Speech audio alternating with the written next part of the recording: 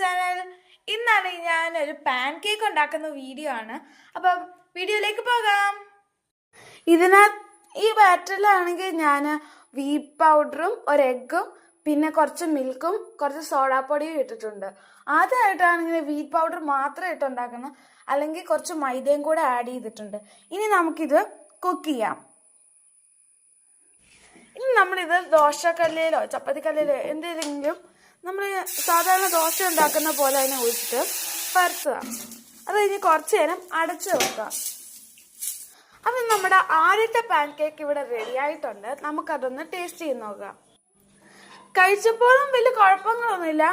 മൈദ ഇട്ടുണ്ടാക്കുന്നു ഇത് ഇട്ടുണ്ടാക്കുന്നതൊക്കെ തന്നെ കുഴപ്പമൊന്നുമില്ല, വ്യത്യാസമൊന്നുമില്ല. ഇനി നമുക്കിത് ഹണിയും കൂട്ടി കഴിച്ചു നോക്കാം. ഹണിയും കൂട്ടി കഴിച്ചു നോക്കുമ്പോഴും വലിയ കുഴപ്പമൊന്നുമില്ല, സൂപ്പറാണ്.